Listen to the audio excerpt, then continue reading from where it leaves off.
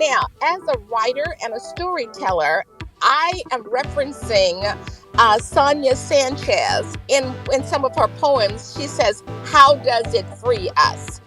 So, whenever I'm promoting my business or telling stories within my business or writing stories, I always ask the question, how does it free me?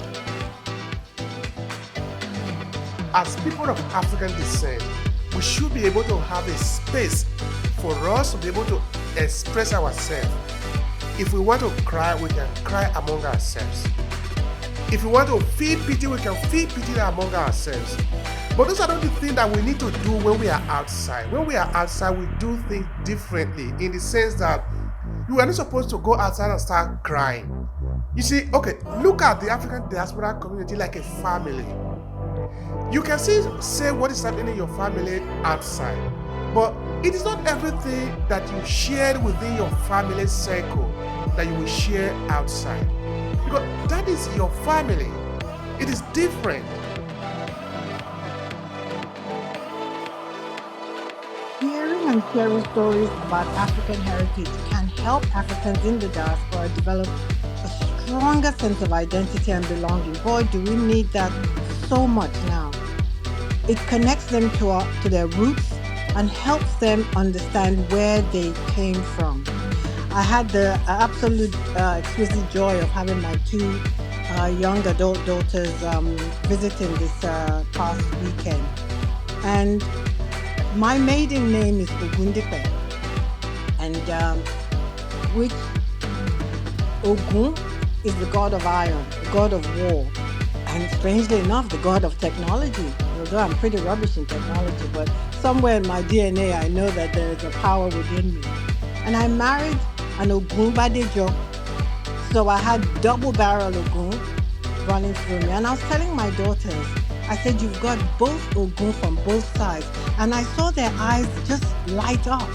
They don't really know what I'm talking about, but I was telling them stories about their heritage, about their lineage, and I could see their shoulders lift up.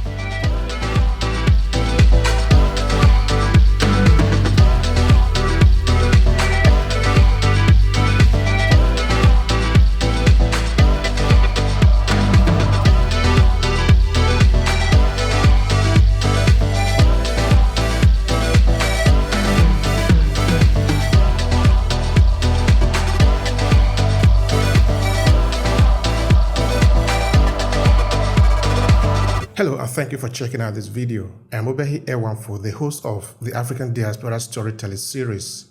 Every 2 weeks we meet up on LinkedIn to talk about different ways we can leverage the power of storytelling as people of African descent. Now this is it. We are uniting the millions of Africans in the diaspora through the power of our story. It does sound like what you are interested in. Make sure to subscribe to this channel and share this video with your friends who might need it. Now, back to today's conversation. We have 3 rooms, 3 audio rooms about storytelling. From African diaspora storytelling, which is this one. Then we have storytelling tips, where we look at the different tips to talk about storytelling. Then we look at storytelling for business, which is another session that we do. All of these ones are to zoom the lens on the power of storytelling. And this have, of course, led us to also create some projects that we intend to do both here in the diaspora and also in Africa, because we have come to understand that storytelling for us, particularly in African diaspora, is absolutely fundamental for us to be able to reshape our identity and to position who we are in the world. It means telling our story, be the one that is narrating that story. So it's absolutely fundamental. Okay, but today we are actually going to talk about one of those things that we like about storytelling, which is building African diaspora memory through storytelling. What can we get from there? Anyway, we'll still find out soon, because I have two gentle lady and a friend, a man, who are going to be helping me to explore this important topic. I usually say ladies, so I'm going to start with Nakasha. Please start by introducing yourself, who you are, and just a small take on the topic that we have today. Please go ahead. We'll sort of pass it around like this. Hi guys, I'm a business owner based in DC, but also have a business in Ghana, and I'm also an author of Play the Game, Hierarchical Assimilation. And something that's really important for storytelling when it comes to the African people is knowing that it's actually a banned book week in DC right now. So it's at the MLK Library, Martin Luther King Library in Washington, DC. There's something going on about the African authors who had books banned, like James Baldwin and a lot of different people. But one of them that is being evaluated is him. And so it's so important to understand why our narratives would be banned in these types of Western systems and how important our narratives are. So it's super important to get our messages out there, not only for the sake of us who are living now, but for our children and their children, and to pass on the legacy of our imaginations and what we see for the future. And also, Thank you so much for that. I like the word that you used, the last word that you used, pass it on. I think that is what storytelling is doing for us. Is that you just come to the stage, you play your own part, then you pass it on to the next generation that are going to come after you. That's what we are doing here. We are passing it on. All right, I pass it on to another important lady here who have a good experience on the topic of today. Dr. Marcia, please introduce yourself and your first take on the topic. I am Dr. Marcia Thomas Powell. I'm a children's author. I write stories for children. I represent their experiences and place them in textbooks for them to use in their schools in disadvantaged rural communities in Jamaica. I am also a certified life coach, Christian leadership coach, and cognitive and emotional coach. I am at this moment launching a book, A Leader Like You. Teaches leaders how to harness their superpower, Christian leaders, that is, in a professional space. I am particularly interested in story writing and the topic for today because for me, a lot of persons, if they lose anything in life, they do not want to lose their memory because the memories that they have cushions them in hard times and in good times, in bad times. And in depressing times, it is good memories that keep you going. It is bad memories that make you resilient and how you maneuver these memories. And so building memories through storytelling for me is a very fundamental way to preserve your culture, your history, and your identity, especially in the context of this discussion. It is very important because it promotes the persever- persever- preservation, of the cultural heritage. I'm tongue tied there a little. And it also helps to recover lost histories because persons who have this in their memories are able to tell the story, whether orally or have someone record that story. So, as Nicosia said, it is preserved. That even when they try to ban it or take it from us, it is reserved in our spirits to be passed on. Thank you so much for that. I appreciate that. All right, beautiful. It's good to be here. I welcome everybody. Olatunji Bialunge. I help people and businesses to grow with a very core passion for growth, as the only strategy to achieving more in life. And storytelling is very important and a very crucial part of championing change for people and even for businesses. So the only thing that sells is story. Any other thing don't sell except story. And we are here today because of the memory of story that we have carried. And it's not going to be good that we have carried such memory of story and we are not adding to it for those that are coming. Why we have sessions as this is for us to be able to add the language of our own time to the existing memory that has been created so that it can be noted that, okay, in this timeline, at a particular point in time in history, some people in this age did this. Story is always going to be there to help us carry, our history from one generation to another and making it more interesting. Yeah, we are able to pass it on interestingly and leaving the necessary impact that we wanted to create on those that will receive it from us. It's like a betting. We don't win the race. We don't win the relay race without it, with the person finishing the race with it. So it's like that. We can't afford to throw it away at any point in time along the race. It must get to the finish line with the runner. That's very very important for us, and that's why we are here. That we don't lose the betting. It must go with us to the finish line. Thank you, and it's a pleasure to have you here again. Feel very comfortable, and let's enjoy Africa together. Thank you. Thank you so much for that, Olatuji. That is important. I like the invitation. Of course, we are sharing in it. I like that.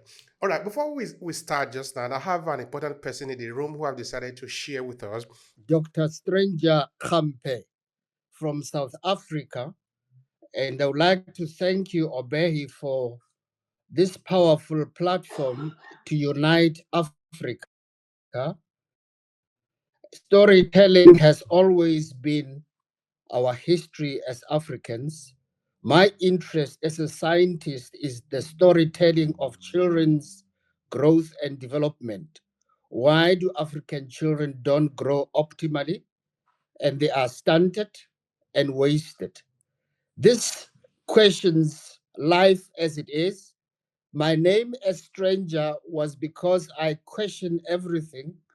And I wonder how far back we go, because if we are both spiritual and physical, we need to know the history of our history in terms of spiritual history and in terms of physical history. So I'm curious to go back in time in terms of the source of life, and strongly believe that we as Africans have a lot to contribute in terms of where mankind comes from. And I'm glad that I'm accepted in this platform to share. Thank you very much. I'll pass it on.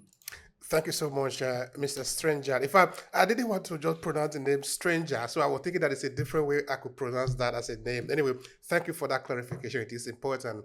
Please stay there because we need your take on some of the argument that we are having here today.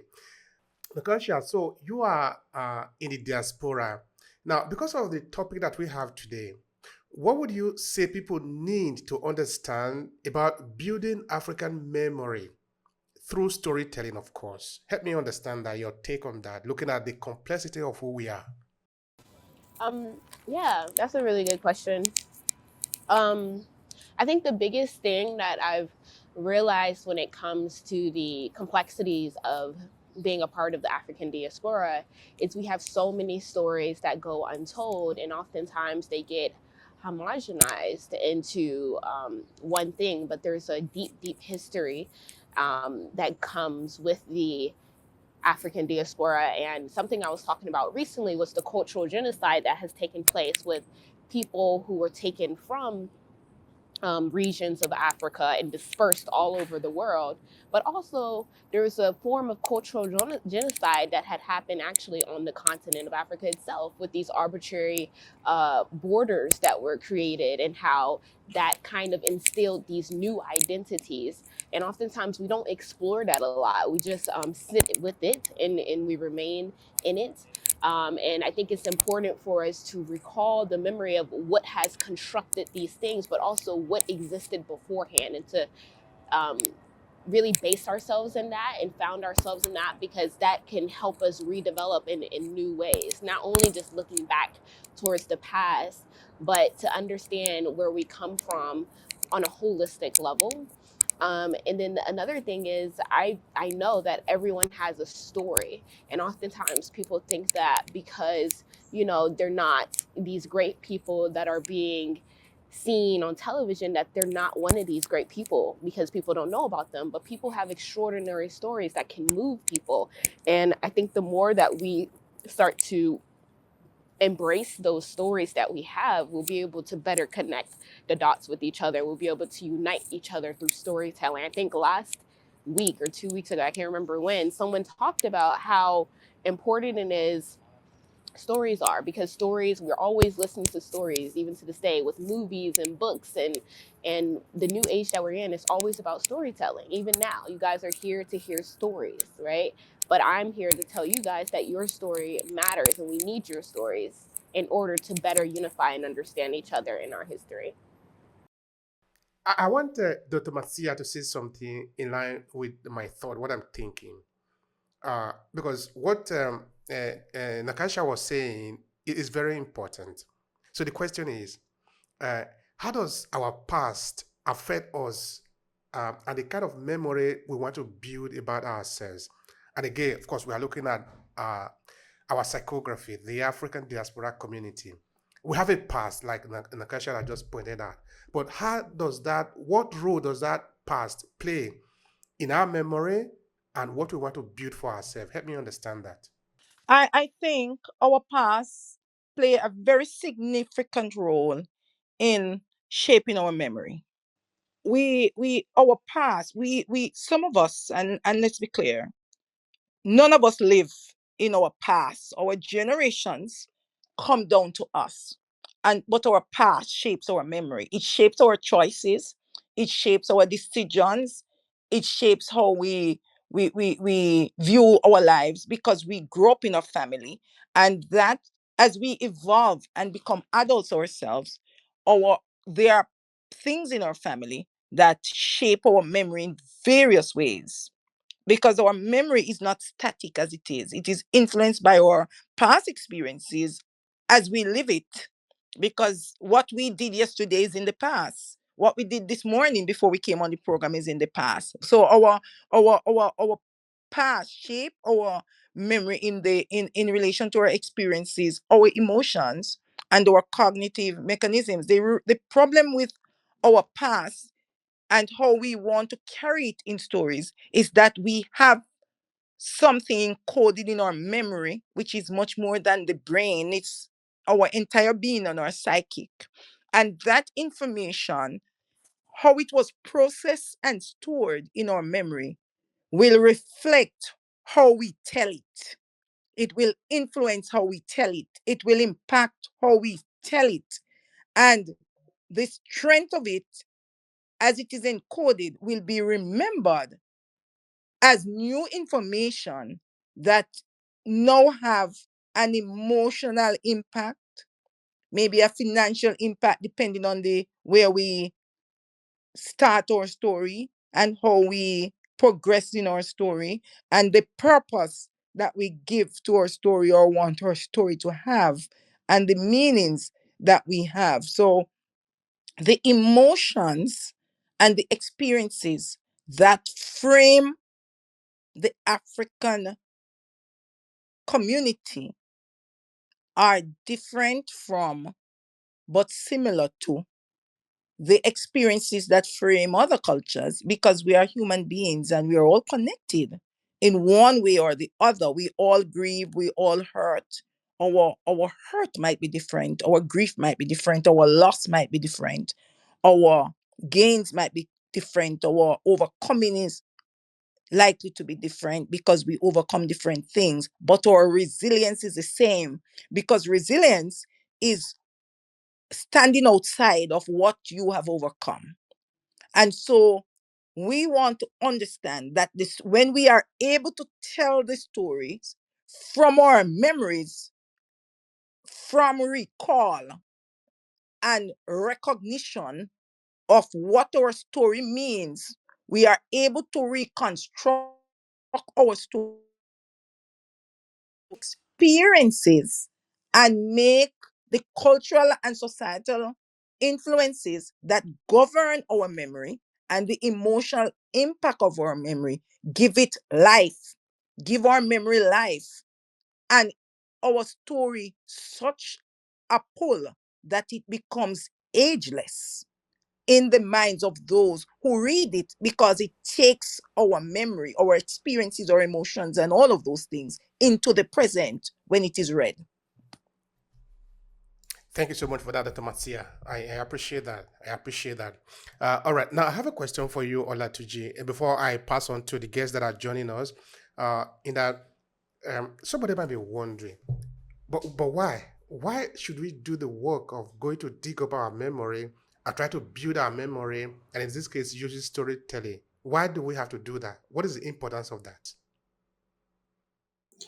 Yeah, we all came here in a vehicle, and that vehicle is called the past. Sometimes we have an idea of where we are coming from when we can properly describe what brought us here. And it's very important that the exotic cars of today have their history, to the very few cars that started in the days that came before now. They can look no matter way exotic. They still work on tires. They have four wheels. They have steering wheels, and they have the windscreen and all of it like that.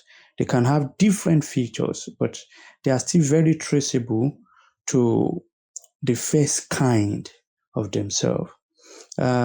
We can be in different time, we can be in different season, but we are actually not out of the space of eternity. We are not out of the space of time. Some people have been here before us. They didn't wear clothes like we are wearing today, but that did not stop them from being people. So we are necessarily impossible without realizing that although our roots may be invisible and dirty, we need to pay attention to it. So we must, as a matter of fact, dig up the roots, all right, and see the needs that are there. Then you can be sure that the stem, of the tree will do well. You can be sure that the fruitfulness of the tree will do well. But when we are actually unaware of the realities that the root is facing in the ground, you will not know that the root is already stocked because nobody has taken time to create space for it and look out for the well-being of the root. So it's very important that we know that the forward movement, all right, is not going to be well. It's not going to be very nice. It's not going to be, any road will lead you anywhere if you don't have somewhere you are going to. We are all out here, but what tells us our destination is the information that our root has got to give us, and we can't detach ourselves from it. Like I always say, that you can't be original when you are detached from your origin. So we can't outthrow the benefits of the information that our past has got to give us. It becomes our responsibility to be intelligent enough to see where the limitations are, and and most of the time, our limitations are always in direct proportion to our level of education. If you are not as knowledgeable as they, if we have a challenge now and our level of knowledge is not that much, the challenge will remain. But if we are now, more intelligent than the challenge, it becomes, something we can do away with. So the limitation or the weakness of carrying all together the problems of the past is what we are now seeing, today as an advantage, because we are now better positioned and more educated, more aware to turning all of these things to our own advantage. So why many people run away, in quotes, from their root is they are afraid of the challenges and the limitations of the past. They are afraid of those things, clinging to them as if those things are not actually crying for solution. They are crying for solution.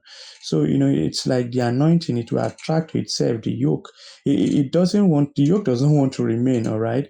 It's looking for a place where it can be solved. So when it's become very obvious that, oh, this person has got the advantage to, take care of me, you see it coming in your direction. So don't run away from it. It's for you to pick it up and see what you can do with it. And clearly, we have come here in a vehicle called the past. It may not take us beyond the present. We may need to change it to get to the future, but definitely don't be so insensitive to the vehicle that has brought you to the present, even though you may change the vehicle that will take you to the future. Thank you. Thank you so much for that. In vehicle. We are in a vehicle. Of course, I will come to Dr. Stranger later because I think you would like to say something about this. But I want to go to the ladies again. Dr. Gwendolyn, you do hear what the last speaker said. We came here in a vehicle. What is your take in line with what we have today, which is building African diaspora memory through storytelling? Thank you so much. I'm driving, so I had to pull over for a few minutes. But since the pandemic, I've been engaged in a class with Dr. Greg Carr. And so I would like to invite all of you who are not a part of the Africana class with Dr. Greg Carr from Howard University. And it's on every Saturday on YouTube. But we've also developed a narrative with a K, and that's a part where you have to pay a little bit of money, but you go in there and you learn about the Africana framework. Now, as a writer and a storyteller, I am referencing Sonia Sanchez in some of her poems. She says, "How does it free us?" So whenever I'm promoting my business or telling stories within my business or writing stories, I always ask the question, how does it free me? How does it free me? And that's very important. Part of the Africana framework, there are three things. Memory is one of them, but there's also the social structure.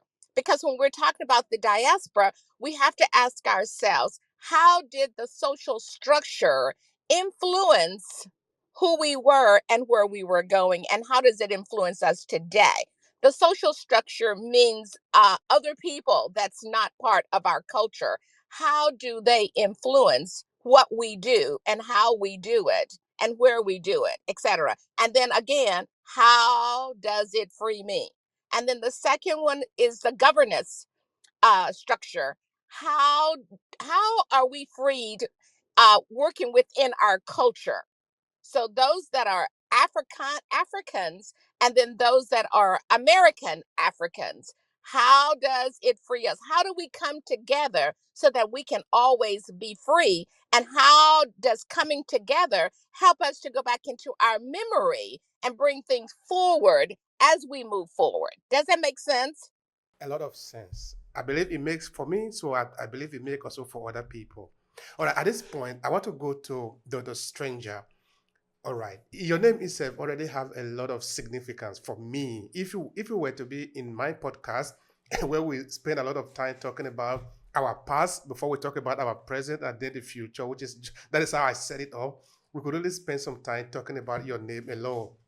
But in any case, listening to what the last speaker had just said, listening to what we have here today, which is building African diaspora memory through storytelling, what comes to your mind? Help us understand what is going through your mind. Yes, it's a strange thing to be called stranger because it's not true that we are here forever. That's number one. And number two, it's not true that our sad past and our sad history constitutes who we really are. So we need to come out of what we are not and be fully alive as full human beings with all the potential we know we can contribute, despite all the negative images. And I really appreciate your contribution because writing books, yes, it's important, but we need to now move toward podcasts and podcasts which are definitely telling us where to go and not to go at a tangent to become the best we know we are. And where it's possible, we must start videos because videos will also depict pictures which projects our leadership, whether we're in Africa or anywhere else in the world as Black people. We start as individuals, but not only individuals impacted by the type of history we know, but individuals who were born before we were physically born, because we were created in a form which must have been pure in its original form. We need to ask, what original form was this formation of who we are, pure? And if pure, how do we now generate a pure community which is positive, which is thinking positively about ourselves, and which we build national interest even beyond our borders? I'm very appreciative of the diaspora in the sense that we are now talking as one humanity, both physical and spiritual, but we need to agree that the stories of our history must free us. And it means that we acknowledge that we are not free, but we are not necessarily bound by these stories. We have choices to make, and these choices may not necessarily have to depend on social capital. It must be an introspection of our essence in terms of our experience. And let's build only on those positive aspects which will make us escape our mental slavery. These choices, yes, we can use them as vehicles. I fully agree with the previous speaker. But for me, it's an opportunity to be our real selves, to rebuild ourselves, and to deepen the type of responses we normally give. They are not only physically and material, but they are also spiritual. Thank you very much. Thank you so much for that. I appreciate that, Dr. Stranger. Before we started to record just now, I was talking with Olatuji. I was telling him that there is a part of our project I would like to share with him more. Let me just give a hint to that project. In that, because we really need more hands on deck on what we are doing. In Nigeria, sometime in the future, we intend to build a research center that is entirely around storytelling, that is going to look at storytelling from all ramifications, where we are going to be able to look at our story and be able to, I don't want to say configure it, where we are going to be able to create, we are not necessarily going to be the one to create the story, but we will create people that can create the story. That we must understand what is made up, what is the science behind it, what is the psychology behind it. When we say story, what does it really mean? Because I want us to pay attention to this. Storytelling is absolutely one of the most powerful instruments in the hands of men. It can help us, like Chimamanda would say, story can be used to mally a people. But remember, it can also be used to free a people. Story can be used to frame the image of an enemy, but it can also be used to build an image of a friend. It can be used to destroy our past, but it can also be used to have value in our past and forge a better future. Story can be used to sell. It can be used to confuse. It can be used to do anything at all that have to do with human being. Because as our ancestors have been evolving, coming, one thing that have remained unchanged, at least for several thousands of years, for more than 30,000 years, is story. And story probably has something to do with how our brain has formed, and therefore how we function in our cognitive. So we believe that by creating this center in Nigeria, we will be able to revisit the old oral narration. We'll be able to again sit down and listen to each other. But by this time, when we do it, we are going to make the copies available for those who will be here 500 years from now, 1,000 years from now. Because if the hard copy can be available, then certainly they themselves that will be here many years after we have died and become clay. They will decide how they want to use those stories. But it is upon us to build on what we know today so we can pass it on. All right. Having said that, I know that Gloria Tino, is also another powerful person who is working in line with what we are talking about here. And I know that you have something to say related to what we are talking about today, which is storytelling, connecting our past to the present and therefore the future. What do you have to say about this? Thank you, Brother Obehi. You know this is my absolute favorite topic. Thank you to everybody who's spoken so far. Greetings, Alafia. I'm from Nigeria, the Yoruba tradition and culture. Alafia is just inquiring about your well being. And I think storytelling just on its own, as human beings, we need stories to view the world, to understand the structure of the world. Stories have always and will always be valuable to humans. You know, these stories can be powerful and empowering and help us to navigate our way in an extremely complex time. Now, thinking about Africans in the diaspora, building African diaspora memory through storytelling is such a powerful way to celebrate, preserve, and share the diverse and meaningful experiences of our communities. It promotes cultural heritage, strengthens identity, and contributes to healing, understanding, and positive change within the diaspora and beyond. I'm thinking about, in particular, strengthening identity. Hearing and sharing stories about African heritage can help Africans in the diaspora develop a stronger sense of identity and belonging. Boy, do we need that so much now. It connects them to their roots and helps them understand where they came from. I had the absolute exquisite joy of having my two young adult daughters visiting this past weekend. And my maiden name is Ogundipe, and which Ogun is the god of iron, the god of war, and strangely enough, the god of technology. Although I'm pretty rubbish in technology, but somewhere in my DNA, I know that there is a power within me. And I married an Ogun Badejo, so I had double barrel Ogun running through me. And I was telling my daughters, I said, you've got both Ogun from both sides. And I saw their eyes just light up. They don't really know what I'm talking about, but I was telling them stories about their heritage, about their lineage, and I could see their shoulders lift up. They walked around the house saying, I'm Ogun, I'm Ogun, and whatever that means to them, just by hearing that, it has empowered them.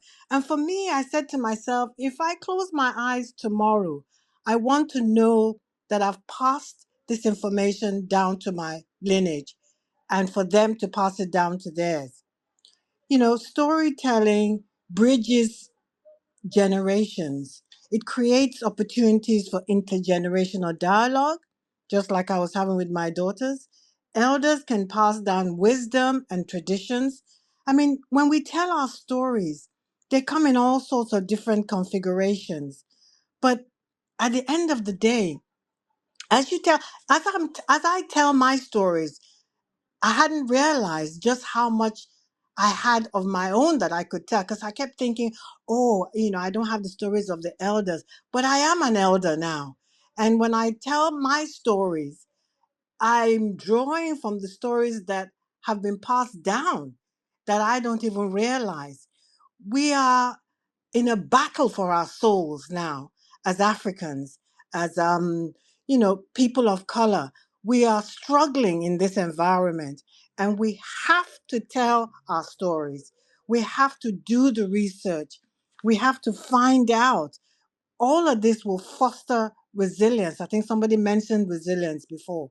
And, you know, many African diaspora communities have endured historical hardships and injustices such as slavery, colonization, discrimination, and we're still impacted every day by this legacy and fresh trauma we're triggered as we live today. Storytelling can highlight the resilience and strength of these communities, of our communities, what our ancestors endured, instilling a sense of pride and empowerment and giving us the impetus and the knowledge and the belief and the empowerment that we also can survive. And I'll hand over from there. Thank you all for listening. I wish you could just speak forever. This is why we are here. This is why we are here. All right. In 2015, I wrote a small book. It was a very small book. It's titled Amended the Stream Water.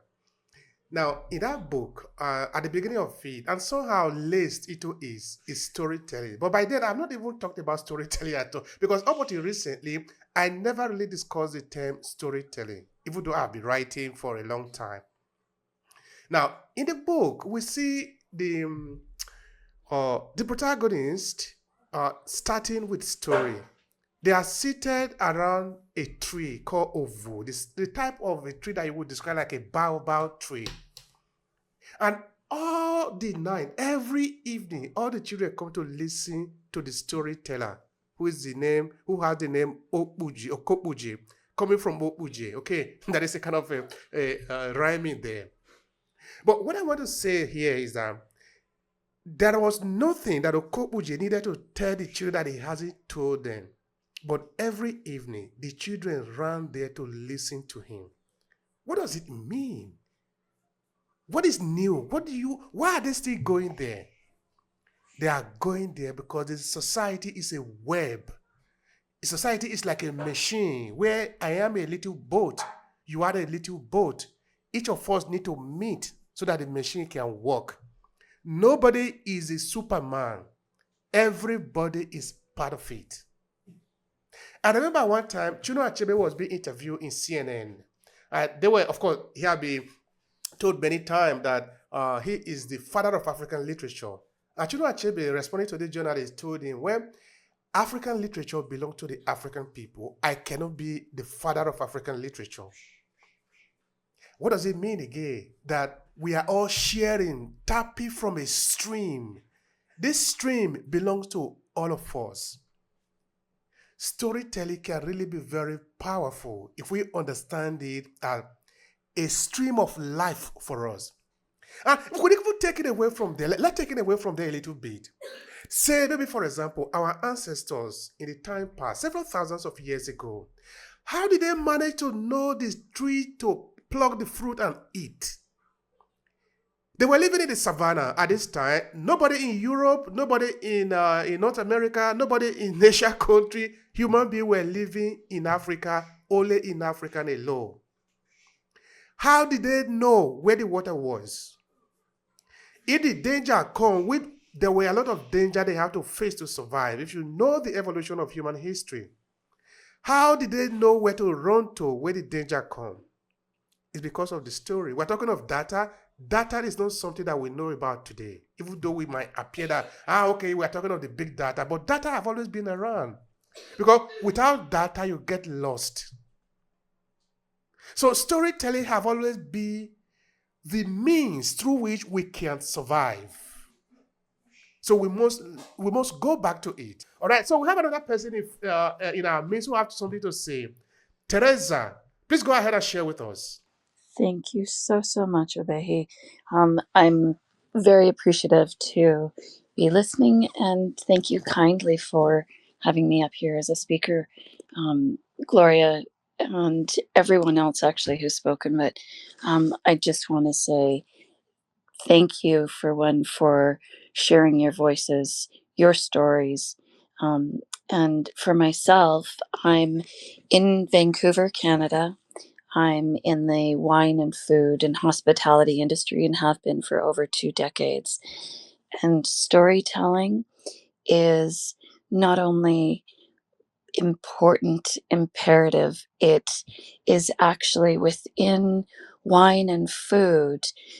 It's how I've learned and understood and appreciated not only my heritage, but more so each one of yours, because within wine and food and culture and families that I've met, people, places that I've traveled to, and all of that, the storytelling, as you say, from generations on, has been what has assisted and helped me learn about each of you and be able to have better eyes and better voice for myself as a storyteller within my wine community.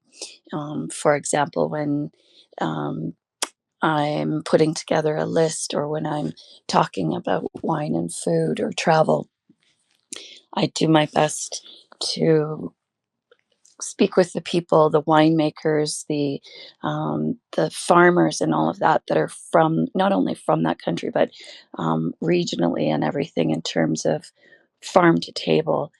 I again, that I'm here more as an active participant, listening and learning, and so I really appreciate. I would say my question is twofold. One, how best can I, within this wonderful community and within what I do in the wine, food, hospitality, and travel world, assist within storytelling and having your narratives brought to not only my area but brought to the world. And the second question is, with all of the changes that we've had, for me, storytelling and narrative is very much important, as you were saying, Gloria, with from straight from our children and through the generations, which tends to be through speaking and in person. Now that we have this global voice, is the storytelling as effective or more effective with all of these mediums of social audio and media? Or is it still truly the in person, the storytelling that is magnetic and more effective? Thank you so much for that, Teresa. I would like to respond to it like this. And of course, if any other person wants to add to it, that would be fine. Um, I think first of all, on maybe how whether you should keep using storytelling or how to use it, I think the answer is absolutely yes. In that, because you are talking to a people, you are using storytelling as an instrument. It means you're actually using a kind of a connector. Storytelling connects. No, you see, I was saying before of the book of my book, no, that the storyteller have told the children absolutely everything he wanted to tell them. But every night they still go there. Why? Because that is a ritual. It's actually a ritual. You talk, I talk. You listen while I'm talking, then I listen while you are talking. It's a game that we play. It's not just something that you do one time and it's over. You see, this is another thing I was saying before, that we are probably going to do this project also for this reason in Nigeria. In that we are going to revisit the oral narration. Now, this is the idea. This is why. If all the information were in a book, then that is final. That is over. You just take the book, you have all the information. But our ancestors, the way that they have figured out the society, okay, of course, there was no book then. There was no the book that we have today was not available. But how they functioned at the time was that there were already predefined story that you need to tell. But this story were also subject to modulation. In that, depending on who you are talking to, depending on the circumstances you are speaking, depending on the context, you could modulate that story to fit in. And this is a kind of, if we look at that, it looks like an ordinary, no? But no, in storytelling or in psychology, this is an advanced way of communication. In that the information you have might be the same, but that information can be presented to different kind of audience and it can be presented in different ways to have effect. Because say maybe, for example, you want to tell a family that their father or their mother is dead. That is the information. The way you transmit that information is where story is going to play a role. You don't just go there and say, hello, Mr. Chuku or Mr. whatever is your name, your father is dead. You don't talk like that. But that is what you want to say. But you don't say it like that. What if you want to tell them that their daughter has just given birth? You don't just go there and say, hey, Mama Francesca, your daughter have given birth. But that is not how you say it. Usually, Chuno Achebe said that words I like the uh, I like the palm oil which you use to eat yam. Okay, now actually he's talking of verses. You know, if you since I've been very small in Africa, I've always loved to go to meet the elders when they are talking. And what I learned is that hardly with an elderly person in my village, just throw out a word straight. They will wrap it inside a situation so that it is become entertaining, it become revealing, it become almost a we are acting drama all the time. People are entertained all the time. Perhaps they want to tell you that you are guilty, but they don't just come and tell you, hey, you are guilty. You know, I believe that all this is an advanced form of communication. So if we are using storytelling, we must first of all know who is the person that I'm talking to, in what context, what is his state of mind, what can make him happy or not happy before I will deliver my information. I believe that if we pay attention to this, then the storytelling that we tell in business will become effective because now when we go on and do this game of I throw it to you, they say, the dog in my place usually say that the dog say, you fall me, I climb on you, I fall, you climb on me. That is what made the game interesting. Because if you are the one following me all the time, it is no longer interesting. That is kind of bully, though. So if we come to the storytelling, you say something, they respond, they say something, you respond, then you listen, they listen to you. You do this game at the point, there are barrier which usually is established at the beginning of it. Because when you want to say something to somebody, the person that you want to say to know that you want to say something to him, will sell it basically me, I give you something, I take money from you. Naturally, the person will set up a barrier. It's natural, it's a common way that we behave as human beings. But if you're able to tell story in this game of back and forth, at the point the barrier become eliminated, the barrier is no longer there, then you cannot say. Which is the same thing that the guy who want to announce to a family that your father is dead. If you just run and say your father is dead, you will make people provoke so much in their heart. Instead, you come around, do you want to take water? No, I don't, yeah, give me a cup of water. You take water. Hey, but how is, I see the color that you people have put here. That is very interesting. Hey, but where is Mr. Okosisi? Hey, but by the time the temperature has calmed down, before you now deliver your information. This is advanced way of communication and it is highly effective in business when we want to transmit information to the people. I don't know if that have answered your questions, but of course somebody else can say something about that. Thank you. Yes, actually, I it not only very much does. It's um, what I speak about and I teach in the hospitality industry about it's understanding who you are engaging with first in terms of the form of storytelling, the cadence, the words that you use, the frame of reference um, is is not only more well received, it will also have it may have a greater impact on the person who is hearing the storytelling. Things from our library that we books based on different topics, on different because we have different intentions. Our memory does the same thing when we are telling our stories. Our mind helps us to embrace and encourage the our oral traditions through storytelling. It allows us to write. So it encourages the creation of books or documentaries or films depending on the message, the theme, our intentions in our stories. Our memory cooperates with us and is our friend. And the thing I find about our memories is the moment you ignite it and get it excited, the moment you go through that library and that librarian realize, which is the memory, that you are hungry for knowledge and that you are intentional and purposeful, that books wave at you. And so the memory in itself begins to bring to the forefront of your conscious, dig into the subconscious, the catalog that is in your subconscious, and pull from it even sometimes things that you do not even remember.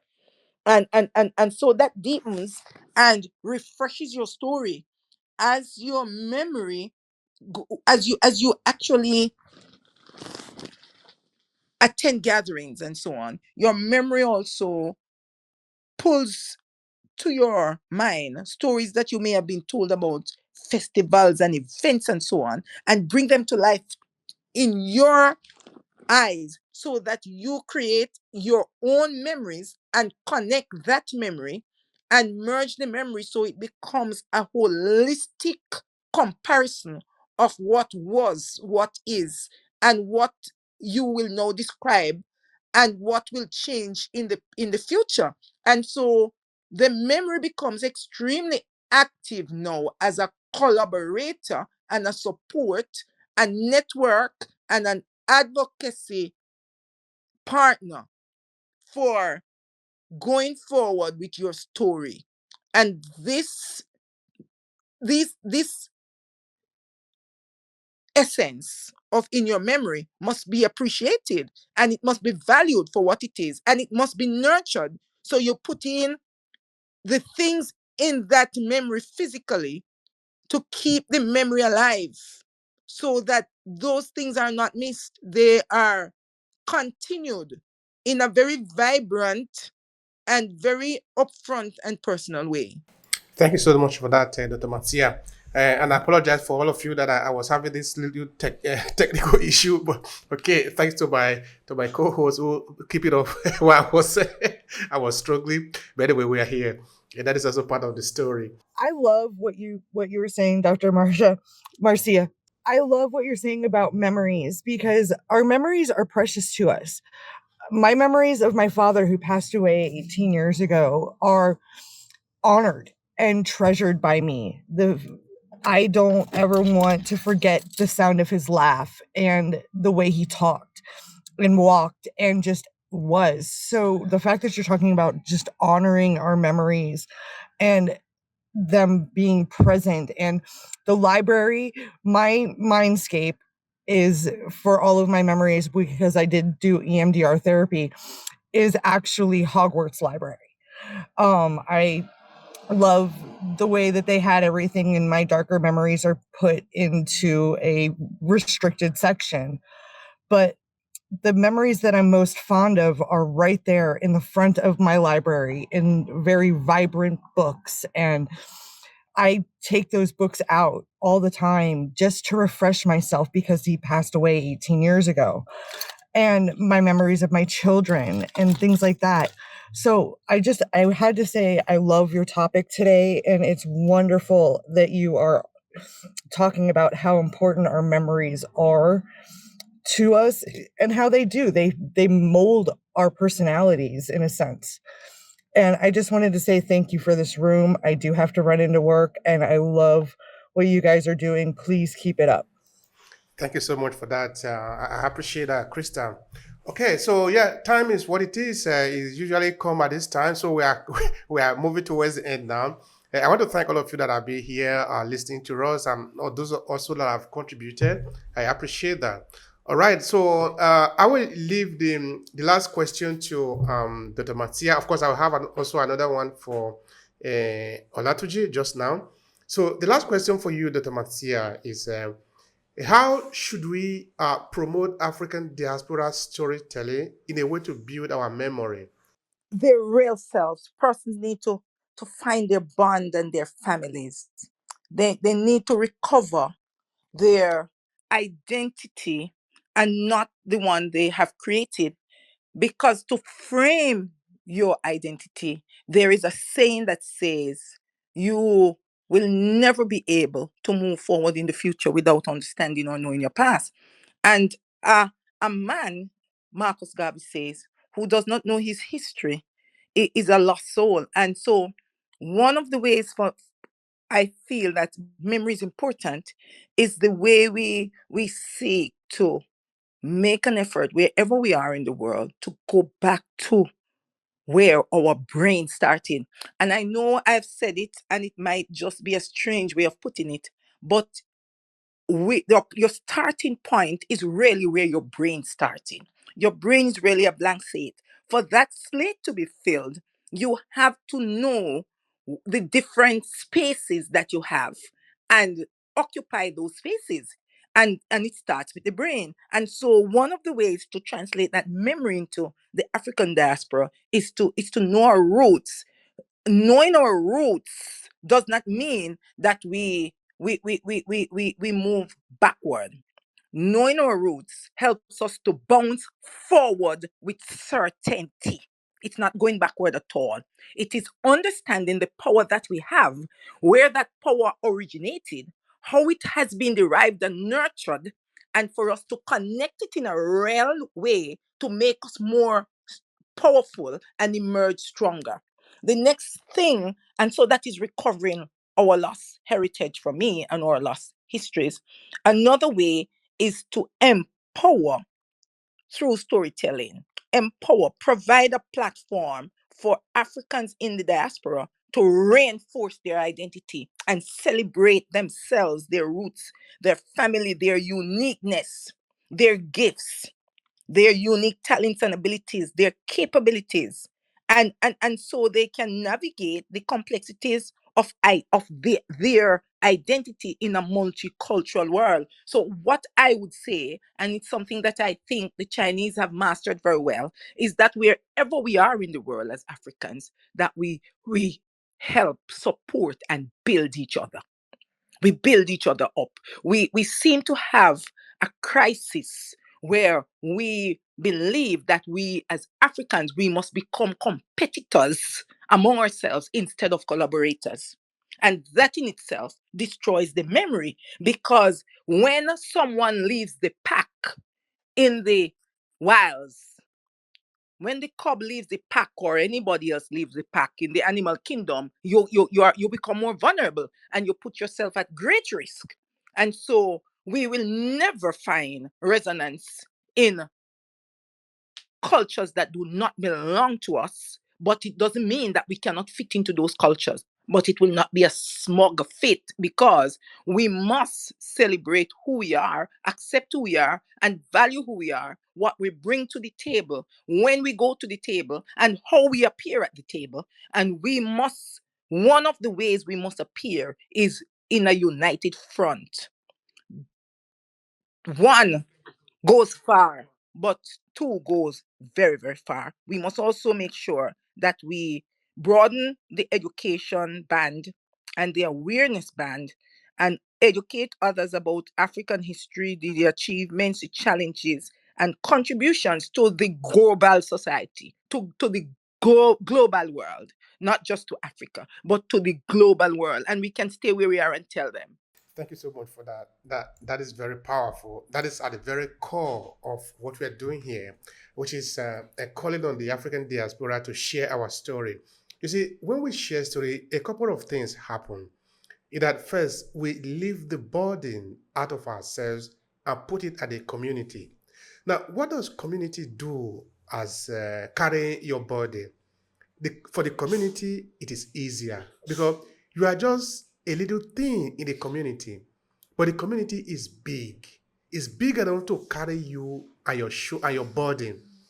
So when you share a little bit of what you have in your mind by just talking, experiencing what is happening to you, you lighten yourself. It becomes easier for you to carry yourself along.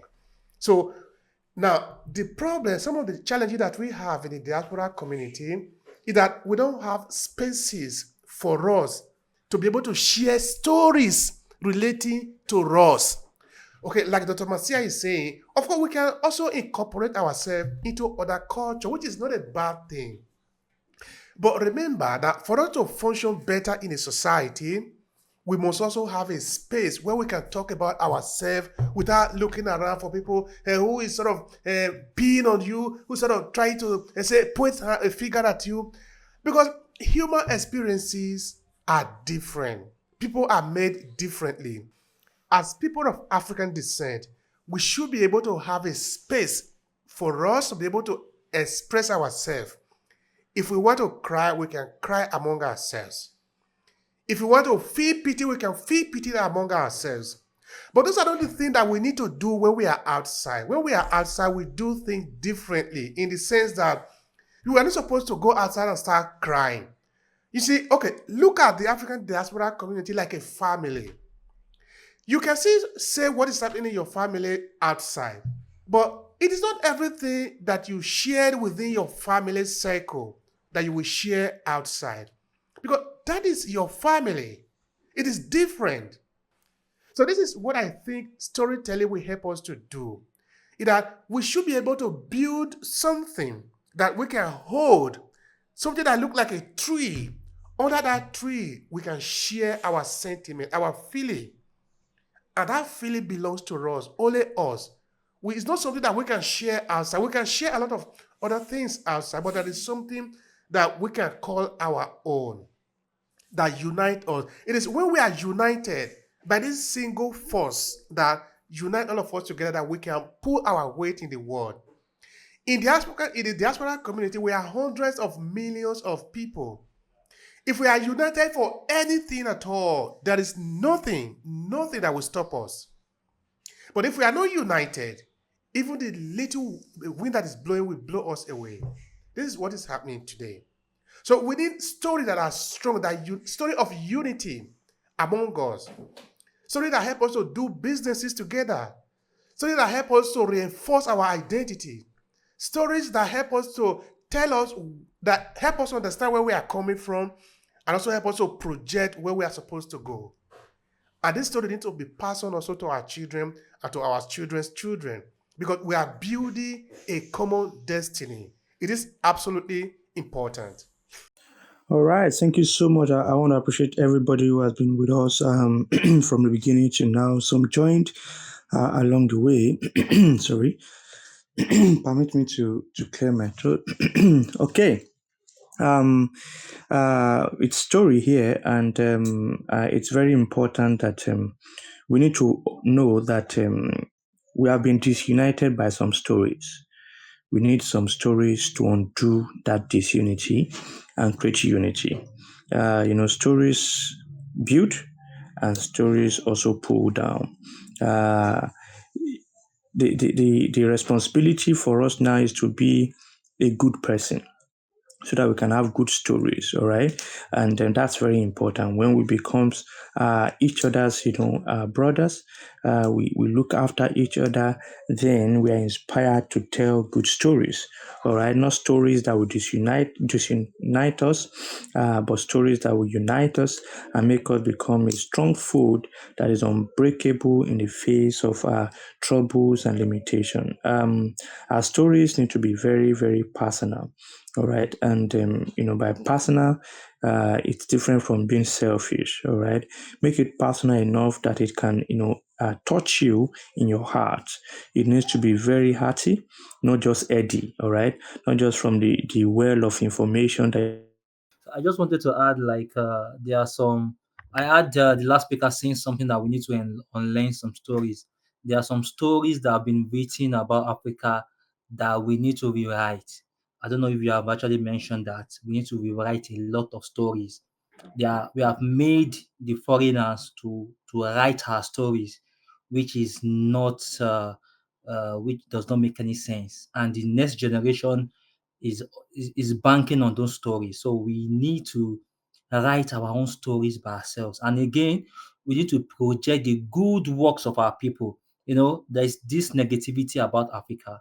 So we need to begin to project positive stories in all fields, in all wealth of experience of people, a lot of records. We need to put them out there so that they can know that the African man is actually something to reckon with. Thank you. That's all for me. Thank you so much for that. I appreciate that. All right. I think Oladipo have concluded the conversation, and I want to really thank all of you that have stayed till the end. We usually don't stay all this long, but okay, we are here this long because the conversation is important, also because we have had some challenges here technically. But yeah, I want to thank all of you. I appreciate each and every one of you, your contribution, your observation. It really from the depth of my heart. So thank everyone. Thank you, Dr. Mancia. Thank Excellence. Thank Nakasha, thank Olatuji. Thank you so much for this. So, of course, we are here every 2 weeks. Come back again next 2 weeks. We shall talk another topic within storytelling related to African diaspora.